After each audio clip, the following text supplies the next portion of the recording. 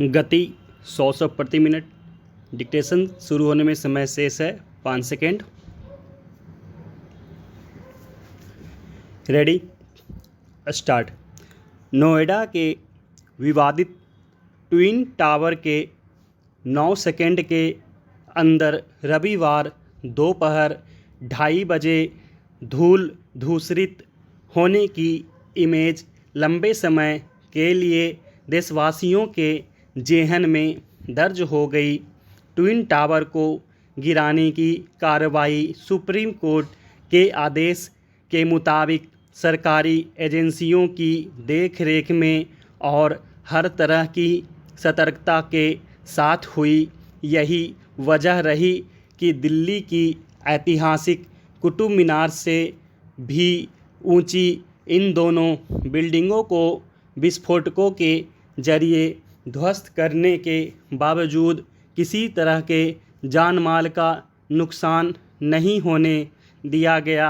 हालांकि इसके संभावित परोक्ष दुष्प्रभावों के बारे में अभी से कोई नतीजा नहीं निकाला जा सकता।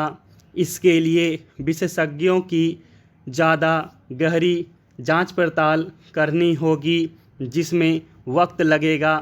फिर भी यह नोएडा अथॉरिटी समेत तमाम एजेंसियों और विशेषज्ञ टीमों की सफलता कही जाएगी कि इस पूरी कवायद को ठीक उसी तरह अंजाम दिया गया जैसा कि तय हुआ था।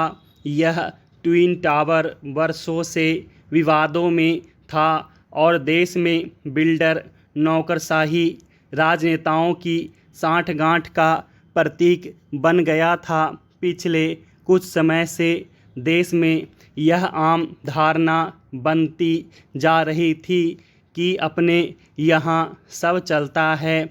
नियम कानूनों को धत्ता बताते हुए जैसे भी हो ज़मीन लेकर बिल्डिंग खड़ी कर दो। एक बार फ्लैट्स बिक गए, लोग उसमें रहने लगे तो फिर कुछ नहीं होता। भ्रष्टाचार का टावर कहे जाने वाले इस ट्विन टावर को गिराए जाने से इस परसेप्शन को तोड़ने में थोड़ी मदद ज़रूर मिलेगी, लेकिन इस प्रकरण ने कई गंभीर सवाल उठाए हैं। एक तो यही कि अवैध बिल्डिंग तो गिरी, पर बिल्डिंग बनाने वालों का क्या? इस सिलसिले में पहली बात यह याद रखने की है कि बिल्डिंग को पूरी तरह से कंस्ट्रक्शन कंपनी के खर्च पर गिराया गया है।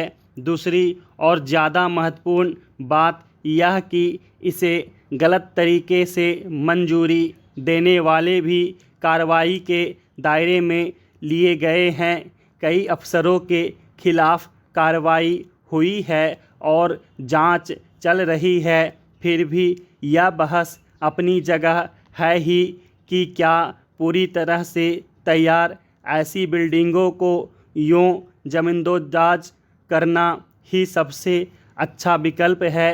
क्या सरकार द्वारा जब्त कर अस्पताल या किसी और रूप में इसका इस्तेमाल नहीं किया जा सकता था? सब जानते हैं कि नियम कानूनों की धज्जियां उड़ाते हुए बनाई गई यह देश की इकलौती इमारत नहीं है, तो क्या बाकी इमारतों को भी इसी तरह ध्वस्त करना पड़ेगा? जाहिर है ऐसी कार्रवाई सांकेतिक ही हो सकती है। सो इस ट्विन टावर के जरिए जो संदेश देना था वह दिया जा चुका है। अब आगे का काम यह सुनिश्चित करना है कि इस संदेश को बिल्डर, अफसर, नेता, बिरादरी गंभीरता से ग्रहण करें और अपने कार्य व्यवहार में आवश्यक बदलाव लाएं।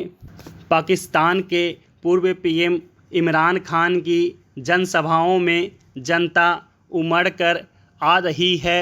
इस भीड़ के सामने इमरान अपने देश की सेना, शहबाज शरीफ सरकार, चुनाव आयोग और न्यायपालिका पर एक साथ निशाना साध रहे हैं। उन्हें इस बात का कोई डर नहीं कि इन बातों का परिणाम क्या हो सकता है। इमरान को यह बात उत्साहित कर रही है कि उनकी सभाओं में आने वाले लोग उन पर भरोसा करते हैं। पटरी से उतरी अर्थव्यवस्था, असमानता और राजनीतिक उथल पुथल को लेकर जनता में जो गुस्सा है, उसका इमरान ने अपने विरोधियों के खिलाफ बखूबी इस्तेमाल किया है। जनता के आक्रोश को वह राजनीतिक विरोधियों और सेना में मौजूद उनके समर्थकों की ओर मोड़ने में सफल रहे हैं। इमरान खान के पक्ष में जनता जिस तरह सामने आ रही है, उसने सेना और राजनीतिक प्रतिद्वंदियों को हैरान कर दिया है। इन लोगों का तो यही मानना था कि सत्ता से बाहर होने के बाद इमरान धीरे धीरे ख़त्म हो जाएंगे, लेकिन पाकिस्तान का मौजूदा संकट इतना गहरा है कि लोग इमरान का अतीत भी भूल चुके हैं। उन्हें याद नहीं कि खुद राजनेता इमरान की परवरिश आर्मी और इंटर सर्विस इंटेलिजेंस ISI में हुई थी। सत्ता में रहते हुए इमरान खान का प्रदर्शन बहुत खराब रहा, पर जनता इसे लेकर भी सवाल नहीं पूछ रही। वह नया पाकिस्तान के उस वादे के बारे में भी नहीं पूछ रही जो इमरान ने 2018 के आम चुनाव में किया था। हकीकत यही है कि पहले इमरान और अब शहबाज शरीफ का समर्थन करने से पाकिस्तानी सेना की सार्वजनिक छवि को ऐसा नुकसान पहुंचा है जिसकी भरपाई नहीं की जा सकती। सेना इमरान खान को सत्ता से बाहर निकालने पर इसलिए मजबूर हुई थी क्योंकि वह अफ़गानिस्तान से अमेरिका की विदाई के दौरान वाशिंगटन के खिलाफ बोल रहे थे। पाक आर्मी अमेरिका को नाराज़ करने का जोखिम न तब उठा सकती थी न अब उठा सकती है। इसकी कई वजहें हैं।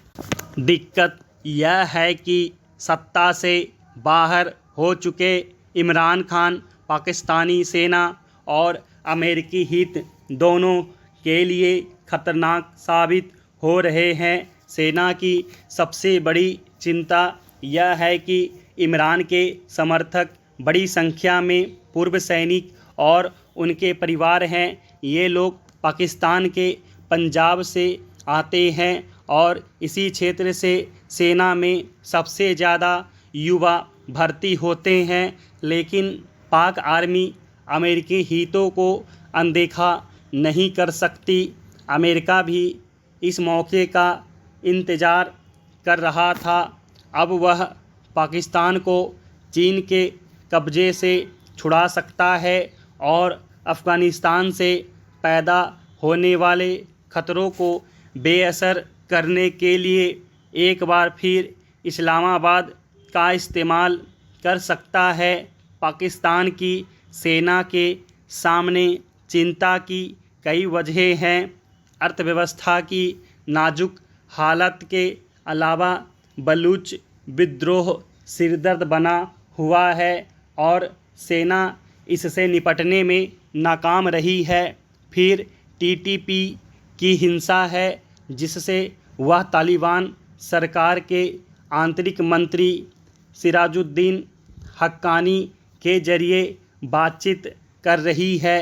TTP एक तरफ तो संघर्ष विराम की घोषणा कर पाकिस्तानी सेना से बातचीत कर रहा है, दूसरी ओर खैबर पख्तूनख्वा में अपनी जड़ें फैलाने में लगा है।